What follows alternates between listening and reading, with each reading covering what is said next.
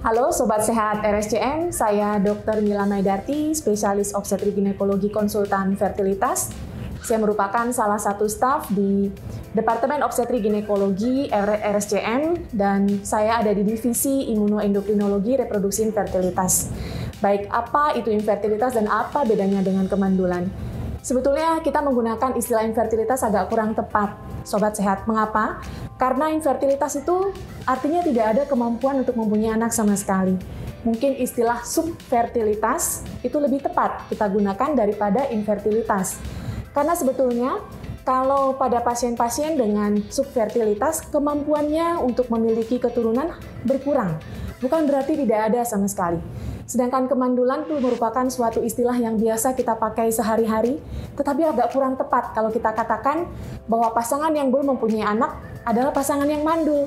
Karena kalau pasangan yang mandul, artinya kesempatan untuk mempunyai keturunan tidak ada sama sekali. Jadi mungkin istilah subfertilitas karena kemampuannya saja yang berkurang untuk mempunyai keturunan, itu yang mungkin lebih tepat kita gunakan daripada mandul atau infertilitas, gitu ya. Penyebab subfertilitas itu sebetulnya kontribusinya sama antara laki-laki dan perempuan. Jadi Sobat Sehat, kalau ada masalah dengan subfertilitas, datangnya harus berdua, suami dan istri. Tidak bisa hanya suami saja, istri saja tidak bisa. Itu merupakan suatu hal yang harus dilakukan dan dikerjakan bersama-sama. Mengapa? Karena penyebab subfertilitas itu sendiri kontribusinya 50% pada laki-laki, 50% pada perempuan. Artinya, sperma itu mempunyai kontribusi 50% penyebab subfertilitas. Sedangkan pada perempuan, penyebab yang paling banyak adalah gangguan ovulasi, misalnya PCOS yang biasa Sobat Sehat dengar ya. PCOS itu 80% paling banyak pada pasien-pasien dengan gangguan ovulasi. Gangguan ovulasi sendiri kontribusinya sekitar 40%. Yang lain adalah kista coklat, yang mungkin kita ketahui sering ada Sobat Sehat yang nyeri haid setiap bulan, atau kita sebut sebagai endometriosis. Itu kontribusinya sekitar 30 sampai dengan 40%. Ada lagi penyebab yang lain, misalnya karena ada sumbatan pada kedua tuba atau pada kedua saluran telur. Kita tidak harus mempunyai 2 tuba atau 2 saluran telur loh Sobat Sehat untuk bisa hamil, 1 saja sudah cukup. Nah, apabila semuanya tidak ada, maka kita sebut sebagai unexplained atau sulit untuk dijelaskan apa sebabnya. Spermanya oke ya, kemudian tampaknya siklus menstruasinya juga teratur, tidak ada nyeri haid, diperiksa saluran telurnya juga bagus, tapi belum juga mempunyai keturunan setelah 1 tahun menikah. Nah, itu kita sebut sebagai unexplained. Mungkin yang perlu Sobat Sehat ketahui, apa sih sebetulnya subfertilitas itu? Kapan sih saya harus datang ke dokter? Begitu ya. Jadi kita katakan subfertilitas apabila sudah menikah selama 1 tahun, tetapi belum mempunyai keturunan dengan frekuensi hubungan suami istri yang teratur. Teratur itu adalah 2 sampai dengan 3 kali per minggu. Kemudian dan tidak menggunakan kontrasepsi. Jadi kalau Sobat Sehat sudah menikah selama 1 tahun dan ingin menunda 6 bulan pertama menggunakan kontrasepsi, maka itu belum dikategorikan sebagai subfertilitas. Mengapa sih dok harus 1 tahun waktunya? Karena diperkirakan 9 dari 10 pasangan yang menikah dalam 1 tahun itu akan mempunyai keturunan. Jadi sehingga setelah 1 tahun mungkin hanya 10% saja dari 100 orang atau sekitar 10 orang saja yang perlu mendapatkan treatment atau pengobatan dari dokter. Yang lainnya bisa hamil spontan, jadi nggak perlu terburu-buru. Ya.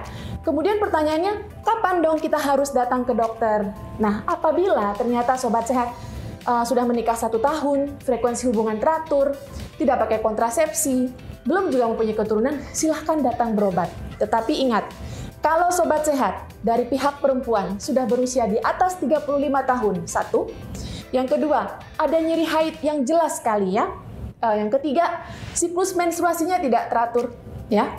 Yang keempat, memang ada riwayat sebelumnya ya, sebelum menikah yang memang sudah diketahui. Misalnya pernah ada tuberkulosis pada daerah genitalia. Nah, kalau seperti itu kondisinya maka datanglah lebih awal. Jangan tunggu 1 tahun ya. Tapi bila tidak ada apa-apa, sabar. Tunggu 1 tahun dulu. Biasanya tidak perlu apa-apa akan hamil secara spontan.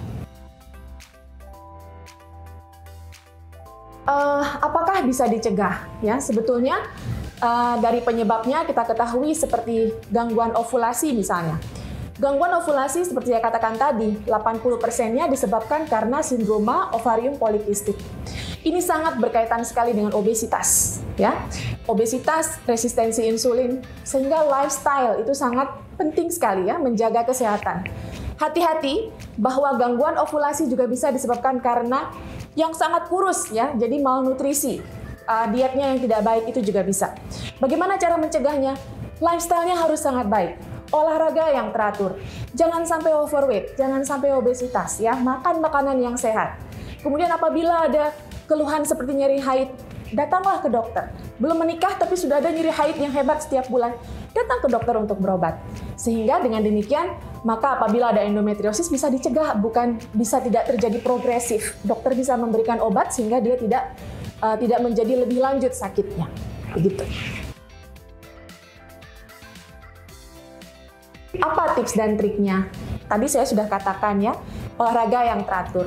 Nah, kalau kita datang ke dokter untuk berobat karena kita kurang kemampuannya untuk memiliki keturunan setelah 1 tahun menikah, maka dokter biasanya akan memberikan vitamin berupa asam folat ya. Jangan lupa konsumsi vitamin D-nya juga harus cukup ya. Konsumsi vitamin D, asam folat, nutrisinya harus baik. Kurangi karbohidrat ya, karena tadi saya katakan gangguan ovulasi sangat berkaitan dengan diet yang tidak sehat ya.